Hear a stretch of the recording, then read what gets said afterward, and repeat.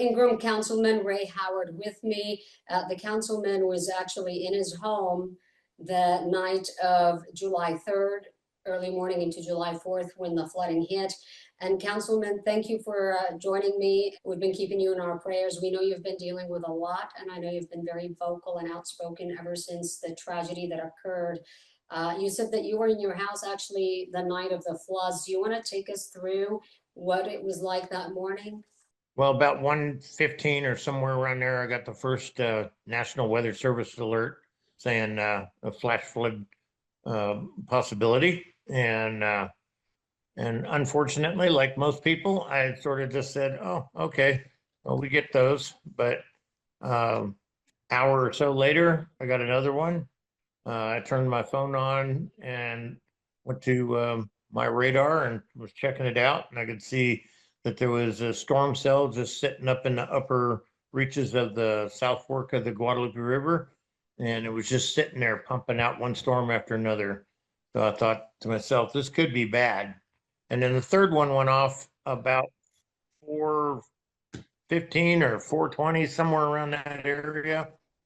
And I got up, opened up the front door, and it was already full blown. I mean, all I could see was water, and ran across the streets to my neighbors, banging on their doors, waking them up. And Ingram Volunteer Fire Department was rolling through the neighborhood about that time with sirens and the megaphone going, telling everybody to evacuate.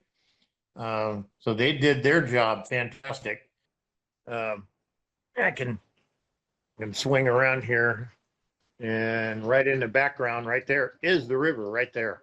Wow. That's the river. So there's an RV park that's right here, just straight out and down the river, just a short ways. It was a perfect storm. It sat right over top. It was the worst time of night that it could have happened, because everybody was sound asleep. People from all over Texas come here to camp. It was full. It was completely full, and there is nothing there. All the RVs, all the little tiny houses that they brought in for people that didn't have RVs to camp, they're all gone. Everything's gone. Were there people in those places? Oh, they were full. Yeah, they were all rented out. And the night, Thursday night, Howdy's little restaurant bar, they had music going, celebration, 4th of July weekend starting, and everybody was dancing and having a good time. And then hours later, they were washed away. Do you know if any of those people made it, if they were okay, or were they not? Friday morning, there were a bunch of people that were plucked out of the trees that I think were the campers that were out here on the island. Before the sun came up, I saw a camper going by with the lights on inside the camper, and the whole family the thing was sort of floating half, sunk in the back, and it was floating upright. And I could see the family screaming for help. They had punched a window out, but they hadn't gotten out of the camper. And they were so far out in the fast current, there was just nothing you could do. All I could do is call the sheriff's department and tell them that there's people floating down the river.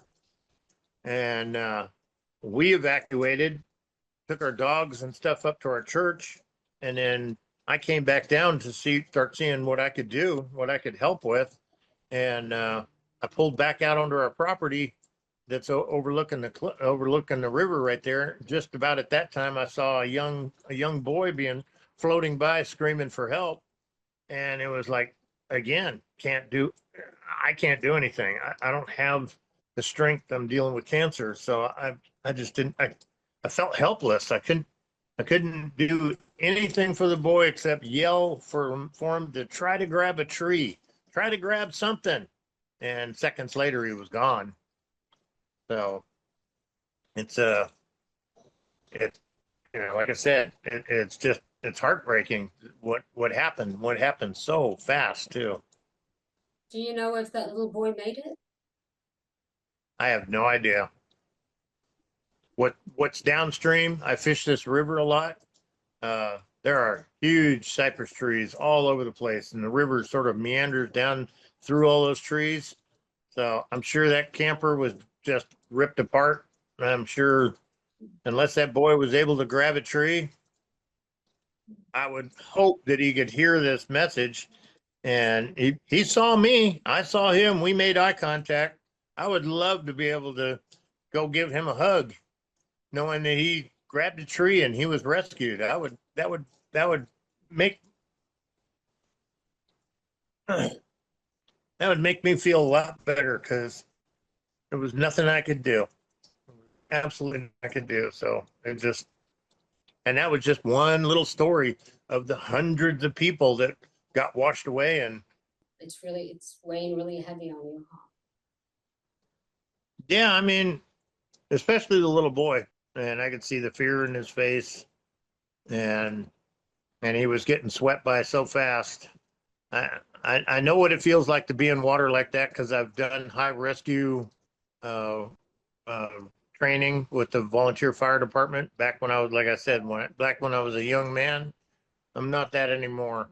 So I know what it feels like to be in that water, and you're helpless. You can only swim with it and slowly angle to get out of it.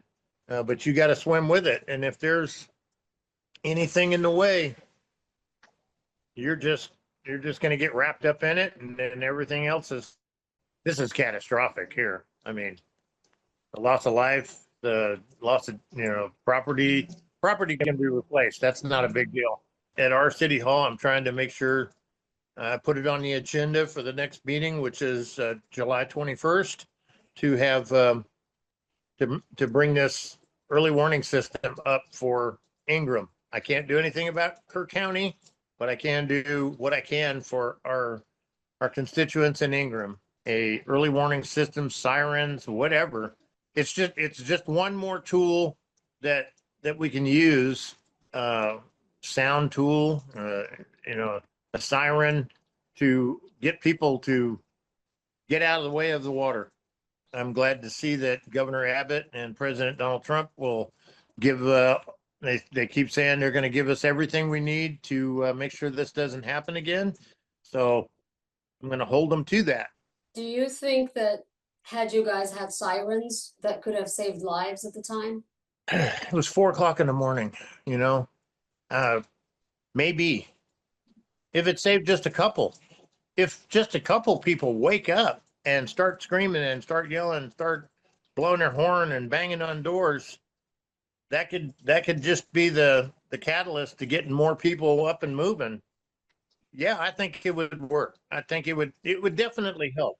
We know it helps in tornado alleys when the sirens go off, and that can be late at night too. People hear it and they run for shelter. In this case, run for high ground. So that's what I'm going to push for. And I've got support from the other council members already. And we just need to get funding. We're a little teeny town. We don't have a lot of money. So in the past, you would have just relied on the county, but right now you're saying you're not gonna wait for the county, you're gonna bypass all that and just do your own thing? Well, we're gonna get the ball going in Ingram for sure. I know that the city, county commissioners are already talking about it again, and they're gonna. This time it looks like we're gonna get the funding. Everybody's gonna get the funding, but I want our people in Ingram to understand that the city, the city council, and the mayor in Ingram are concerned about their safety, and we want that. We don't ever want this to ever happen again. I guess my question is this something that you as a city had discussed before July 4th? Because we know that the county commissioners had discussed it and the plan to bring in that early, that warning system. So you as a city, is this something that you also took up before? Or is this gonna be the first time? No, not that I, not that I've been on on the city council, and I've been on there for my third term. So no, it's been nothing that we've ever mentioned. So then let me ask you this, knowing that the commissioners had discussed this in the past, I know people have been pointing fingers and a lot of blame going around, but I know the focus right now, we want to, focus on obviously the recovery efforts, and this is a really difficult time for everyone, but people have been also saying, we want some accountability, we want to know what happened at least. Do you feel like, do you have any thoughts on that? Well, when I first heard about how many county commissioner meetings there was talked about the warning system, I was pretty shocked. And later on, I found out more information, and that information was they did try to implement early warning systems, and they were trying to get funding, and they were denied funding from the different agencies that they had put in for. So that's what it all comes down to. I was a little harsh at first, when I first made some comments about it. And it's like, why didn't this get done? They did try to get funding and they did get denied, but hopefully now we won't get denied and all of us will get what we need to make this river. They call it the flash flood alley or whatever. Mhm. This needs to be rectified so that this never happens again. I know you mentioned that you definitely want to be at every county commissioners meeting from now on. What kind of questions do you have for county officials after this tragedy? What would you personally like to be answered? Why did it take so long for Code Red to be sent out? It was, I guess, like 6 hours later after the flood that it finally went out. Is that when Uh, you got your code red? yeah, I mean, Code Red is to tell everybody that's in the area, to give them notice what's going on. All I know is I got the National Weather Service warnings. I never got a Code Red. But since then, I've gotten a couple Code Red since on my phone. So now it works. I don't know. Yeah, so now you're questioning if there was actually a human error or failure versus the actual system, since now suddenly it works. It's been raining the last several days and people have gotten alerts. Yeah, that's going to be stuff that needs to be investigated for sure, So and you that'll would come like to, later. you would like to see an investigation. I would like to find out what happened. Absolutely, the families want to know what happened.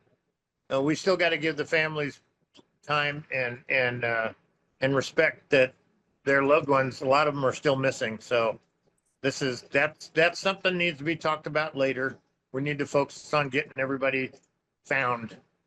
So realistically speaking, do you feel like the city of Ingram can move forward with a plan on their own outside of the county? Do you think that you'd be able to bypass the county and actually implement your own system as soon as you can? If the town of Comfort can come up with the money to put their own early warning system on their volunteer fire department there, I think we can probably do that. Yes. What are you thinking? How do you think you guys will be able to secure that funding? Do you have any ideas? I think we could probably get donations if it actually came down to that, because there's enough people right now that are in shock about all this. And maybe this will be a catalyst to start this on other rivers that are susceptible to this too. Because this is just not us. I mean, we in the news, you got Rio Dosa that just got wiped out. You got the Llano River that just got a whole bunch of rain down and they're missing people over there. Wimberley was taken out in 2015. I mean, so these systems need to be implemented on major rivers that are susceptible to this. And of course, everybody's building closer and closer. They want to get closer to the river. If you're in a flood area, maybe more regulations on building. Do you have an estimate on how much it would cost to get a system like that for the city of Ingram? Well, I can only go by what I was told that what it cost for the Comfort Volunteer Fire Department. They came up with $20,000 to get a siren put up. That's not a lot of money. Now get that with a warning system that's going to be put in the river. That's where you're going to get some more fun. You're going to cost more. You having lived there for 17 years, you know the area very well and what kind of challenges you have ahead of you. So in a perfect world, what do you think would be the best warning system that could be implemented? Is the signal out in that area, cell phone signal good? I know in Hunt, there were complete dead areas, and that's one of the things I heard is people didn't even have a cell phone signal. So is that something that you're thinking about as well? Maybe more cell phone towers and accessibility to more cell phones signal? If it takes cell phone towers or if it takes satellite phones network to be used for all those upper reaches. Yeah, because once you get past Hunt, phones don't really work. They don't work up there. Cell phones don't work up there. I mean, I know that because I fish up there a lot, and I'd keep in contact with my wife, and I'd have to wait till I'm driving past Hunt to let her know I'm on my way back home. So yeah, if it takes cell phone towers, great. If it takes getting systems like Starlink or something and all the camps, hey, that would be another thing that would be instant. You know, we could get everybody notified immediately that way. So what kind of questions do your constituents want answered after this tragedy? I know that a lot of Ingram people here in town have been wondering where we've all been. I've been running, like I said, I've been running like crazy, and I've been doing a lot of TV interviews. The mayor has been up with his heavy equipment looking for victims. First, he was looking for, trying to rescue people. Now it looks like we're all into recovery now. That's what he's been doing. Other city council member, his place was wiped out. It's destroyed. It's gone. He lived a lot closer to the river, and the others have been helping what they can do. And so I'm one of them that's retired too. So I got plenty of time. Have you been out there at all searching or helping? I know you said you don't want to push yourself because you're dealing with cancer right now. Well, I've been doing what I can, and that's been delivering stuff for the equipment operators, bringing fuel pumps so they can transfer pumps so they can fill up the heavy equipment. I've been doing what I can do at City Hall. Right now, there's the City Hall. We're just letting everybody, all the rescuers, do their thing. That's what we're doing right now.